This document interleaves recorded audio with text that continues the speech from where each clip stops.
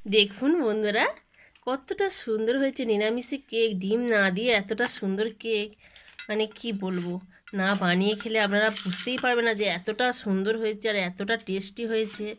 আপনারা মানে দেখাচ্ছি আমি, দেখুন পুরোটা এরকমভাবে আমি কেটেছি, কতটা সুন্দর হয়েছে। একবার বাড়িতে অবশ্যই এইভাবে ট্রাই করবেন।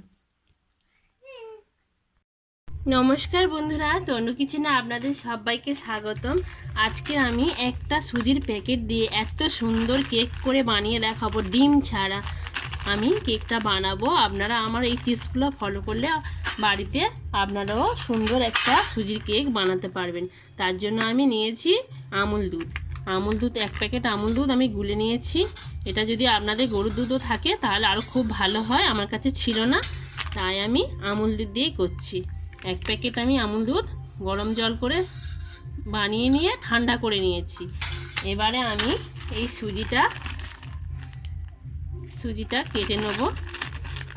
আমি জলের পরিমাণটা করেছি, দেখাচ্ছি আমি বাটিটা।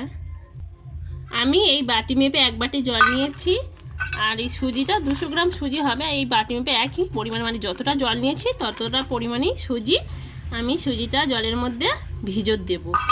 আমি এই সুজিটা 5 মিনিটের জন্য আমি এই দুধের মধ্যে ভিজত দিলাম। এবার আমি এখানে সামান্য একটু লবণ দিয়ে দিচ্ছি,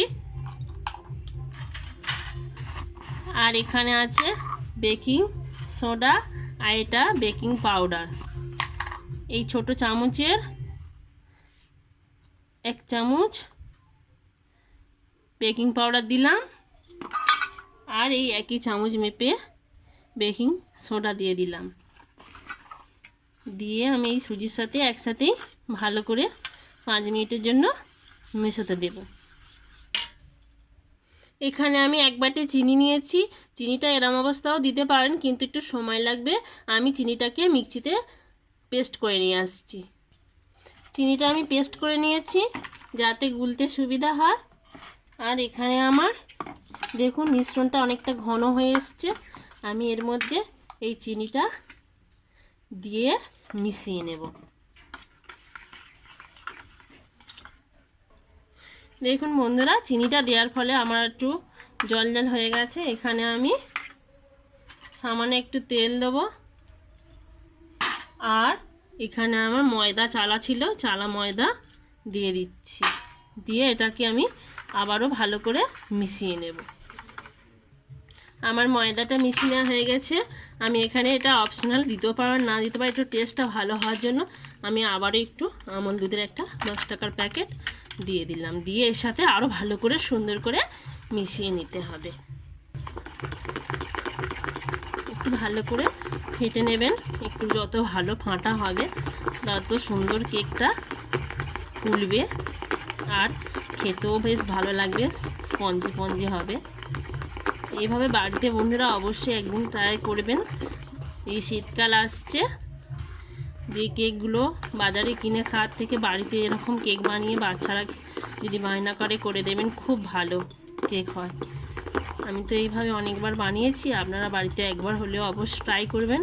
আর যে সকল বন্ধুরা আমার চ্যানেলে নতুন এসেছেন তাদের কাছে অনুরোধ রইল যেন চ্যানেলটি সাবস্ক্রাইব করে রাখবেন, আর নতুন নতুন ভিডিও পাওয়ার জন্য। আমি কিভাবে কেক করি আপনারা দেখতে থাকুন। আমি আবারও এই কেকটা 5-6 মিনিটের জন্য রেস্টে রেখে দিচ্ছি। রেস্টে রেখে দেওয়ার পরে আমি কিভাবে বানাই দেখুন। আমি 10 মিনিট পরে ফিরে এলাম। এখানে আমার কেকটা দেখুন কতটা আরও সুন্দরভাবে ঘনত্ব ব্যাটারটা হয়ে গেছে। এরকম ব্যাটারটা থাকবে। আমি এখানে একটু ফ্লেভারটা দিচ্ছি, আপনারা যদি না ফ্লেভার থাকে এলাচ ফাটিয়ে দেবেন। আমি একটু ভ্যানিলা এসেন্স দিচ্ছি, দিয়ে এর সাথে ভালো করে মিশিয়ে নেব। নিলে কেকের সুন্দর একটা ফ্লেভার হবে, ভালো লাগবে। মিশিয়ে নেওয়া হয়ে গেছে। আমার কেকের মোল নেই, তাই আমি এরকম একটা সসপ্যান নিয়েছি। এর মধ্যে আমি একটু রিফাইন তেল দিয়ে দিচ্ছি, বা একটু শুধু রিফাইন তেল দিলেও হবে। আমি একটু ফ্লেভারটা আরও সুন্দর হওয়ার জন্য একটু সামান্য ঘি দিচ্ছি। ঘি দিয়ে এই পাত্রটাকে ভালো করে এইভাবে গায়ে তেল আর ঘিটা মাখিয়ে নিচ্ছি। নিলে এর মধ্যে আর কোনো কিছু জাপটাবে না, কেকটা লেগেও যাওয়ার ভয় থাকবে না, আর কাগজই দিতে হবে না। আমি যেইভাবে বানাচ্ছি যদি বানান, একটুখানি ময়দা থাকলে শুকনো ময়দা দিয়ে দেবেন, দিয়ে এরমভাবে এইটাকে পাত্রটাকে নেড়ে ছেড়ে গায়ে এই তেলের মধ্যে ময়দাটা লাগিয়ে নিতে হবে। নিলে একটুও আর কেক লেগে যাবে না। এইভাবে আর কাগজেরও দরকার হবে না, অনায়াসে উঠে আসবে। এইভাবে বানাবেন। এই যে আমার লাগিয়ে নেওয়া হয়ে গেছে, দেখুন এই যে সাদা একটা স্পট পড়ে গেছে এরকম। এবার এর মধ্যে আমি এই যে কেকটা বানিয়ে রেখেছিলাম, কেকের ব্যাটারটা, এই ব্যাটারে সামান্য কিশমিশ দিয়ে দিচ্ছি।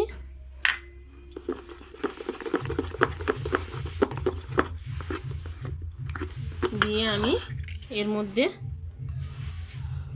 ঢেলে দেব।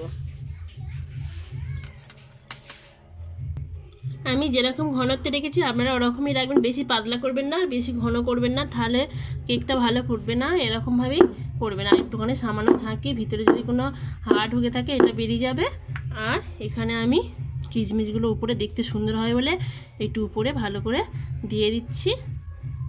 ইচ্ছা করলে আপনারা ড্রাই ফ্রুটসও দিতে পারেন, ড্রাই ফ্রুটসও আছে, দিয়ে দিই, উপরে দিচ্ছি। এইভাবে কিছু এই চেরি টেরি একটু দিয়ে দিচ্ছি, যাতে দেখতে সুন্দর হয়, কালারফুল। বাচ্চারা কালারফুল জিনিসটা একটু পছন্দ করে, সেই জন্য এগুলো একটু দিলে ভালো দেখতে লাগবে।